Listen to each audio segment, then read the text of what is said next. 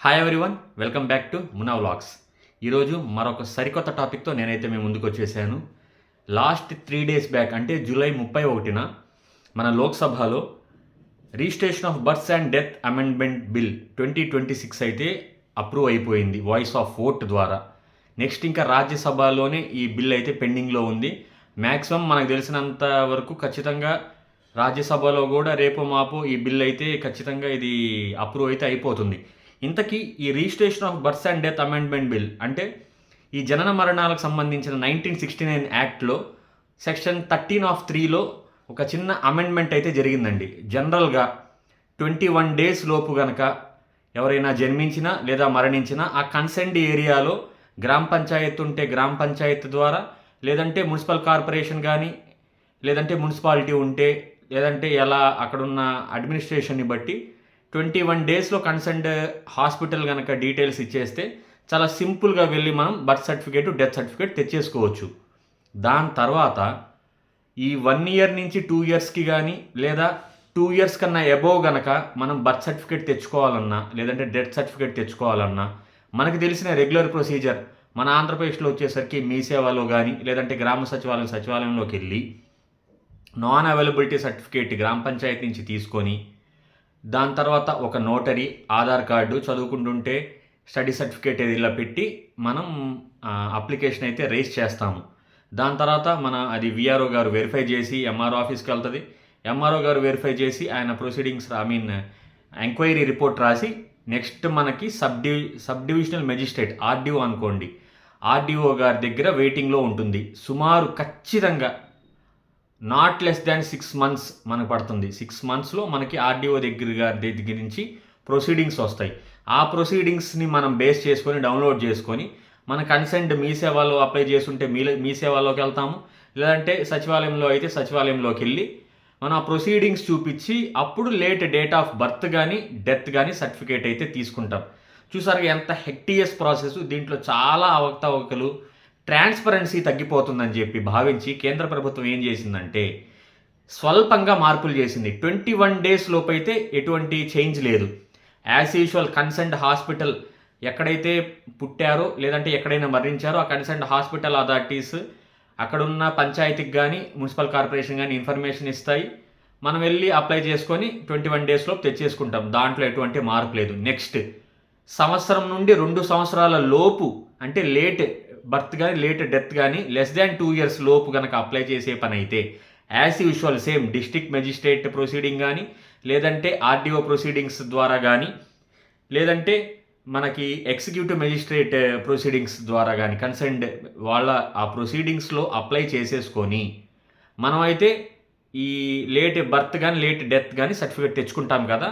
ఇప్పుడండి అసలు కొత్త పాయింట్ ఏంటంటే 2 ఏళ్ళ దాటిన తర్వాత ఏం చేయాలి? 2 ఏళ్ళ దాటిన తర్వాత కొత్తగా ఇంకా రాబోయే బిల్ నాకు తెలిసినంతవరకు 14-15 డేస్లో మన ఈ రాజ్యసభ అప్రూవల్ వచ్చిన తర్వాత కేంద్రం గెజిట్ విడుదల చేస్తుంది.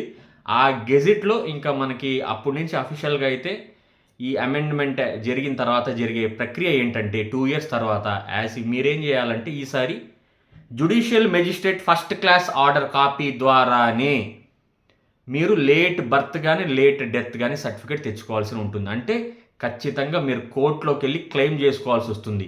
సో కోర్టులో మీరు క్లెయిమ్ చేసుకున్న తర్వాత కోర్ట్ కన్సెంట్ అథారిటీ, రెవెన్యూ అథారిటీకి ఆ ఫైల్ మూవ్ ఆన్ చేసిన తర్వాత లోకల్ ఎంక్వైరీ ఒక చేపట్టిన తర్వాత వాళ్ళు కోర్టుకి ఫలానా ఈ రిపోర్ట్ని అందిస్తారు. ఆ రిపోర్ట్ని బేస్ చేసుకుని దీంట్లో ఎంత నిజం ఉంది ఎంత అబద్ధం ఉందని బేసిస్ కోర్ట్ నుంచి మనకు ఒక ఆర్డర్ కాపీ వస్తుంది.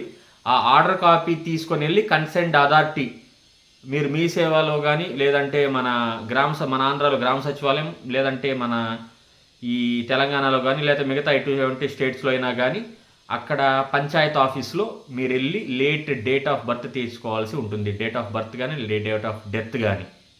సో ఇక్కడ మెయిన్ పాయింట్ ఏంటంటే మనకి ఈ సిటిజన్షిప్కి చాలా చర్చ జరుగుతుంది ఎస్ఐఆర్ మొదలైన తర్వాత నుంచి. సో అఫీషియల్గా మనకి ఒక అప్రూవ్డ్ డాక్యుమెంట్ అంటే ఈ భారతదేశ పౌరురాలిగా నువ్వు గుర్తించాలంటే ఖచ్చితంగా డేట్ ఆఫ్ బర్త్ సర్టిఫికేట్ని ఆధారం చేసుకొని ప్యూర్లీ నాట్ ఈవెన్ పాస్పోర్ట్ కూడా కాదండి, అది జస్ట్ ట్రావెల్ డాక్యుమెంట్ అనేసారు. Just date of birth certificate ఆధారంగానే నువ్వు కంప్లీట్గా ఈ దేశ పౌరురాలుగా గుర్తించబడతావు. అందుకే దీంట్లో కఠిన మార్పులు తీసుకురావాలన్న రీజన్తోనే ట్రాన్స్పరెన్సీ కూడా జరగాలి, ఎక్కడ అవకతవకలు జరగకూడదని కేంద్ర ప్రభుత్వం దీంట్లో ఎగ్జిక్యూటివ్ని అంటే కోర్ట్స్ని ఇంట్రడ్యూస్ చేసింది. ఇంకా కోర్ట్ నుంచి అంటే ఫస్ట్ క్లాస్ జ్యుడిషియల్ మెజిస్ట్రేట్ గారి ప్రొసీడింగ్స్ ద్వారానే మనం డేట్ ఆఫ్ బర్త్ కానీ డేట్ ఆఫ్ డెత్ సర్టిఫికేట్ కానీ తెచ్చుకోవాల్సి ఉంటుంది. చాలామంది అంటే ఈ లోక్సభలో బిల్ పాస్ అయ్యేటప్పుడు మనకి ఈ జంతర్ మంతర్లో జరిగిన ఈ సీజేపీ ప్రొటెస్ట్ అక్కడ ఆ ఇష్యూస్లో మోజు అని ఓటు అంటారు కదా, వాయిస్ ఆఫ్ ఓటు ద్వారా ఇది బిల్ పాస్ అయిపోయింది. యాక్చువల్లీ చర్చకు రాలేదు. నాకు తెలిసినంత వరకు రాజ్యసభలో మంచి చర్చకు రావచ్చు. ఎందుకంటే ఇప్పటికే మన కోర్ట్స్లో వేల ఈ కేసెస్ పెండింగ్లో ఉండిపోవటం, నెక్స్ట్ కోర్టు నుంచి మళ్ళీ ఇలాంటి ఒక ప్రొసీడింగ్ తెచ్చుకొని అవ్వాలంటే అసలుకే 6 నెలలకి తెచ్చే జనరల్గా ఒక 6 నెలలు ఖచ్చితంగానండి, 6 మంత్స్ అయితే పడుతుంది. అంటే ఈ 6 మంత్స్ కన్నా డిలే కూడా అవ్వచ్చు. ఎందుకంటే ఫాస్ట్ ట్రాక్ కోర్ట్స్లో ఏమి దీనికోసం స్పెషల్గా చేయరు కాబట్టి ఈ డేట్ ఆఫ్ బర్త్ సర్టిఫికేట్కి డెత్ సర్టిఫికేట్కి. సో అనుకున్న అంటే ఆ లక్ష్యాన్ని అంటే ట్రాన్స్పరెన్సీగా ఎంత బాగా చేయాలనుకుంటే ఇంకా ఇది వెనక్కి వెళ్తుందా అనే ఒక రీజన్. అంటే చాలామంది మన ఈ ఇంటలెక్చువల్స్ కానీ బాగా నాలెడ్జ్ ఉన్న పర్సన్స్ కానీ మాట్లాడేది ఇలాంటి ఒక చర్చకైతే ఖచ్చితంగా ఇది వస్తుందని చెప్పి. సో చూడాలి. నాకు తెలిసినంత వరకు మన లోక్సభలో రాజ్యసభలో మెజారిటీ నాన్ బేస్ చేసుకొని లోక్సభలో అయిపోయింది, రాజ్యసభలో కూడా అఫీషియల్గా ఇంక అయిపోయిన తర్వాత సో ఇక నుంచి కొత్త అప్డేట్ అండి.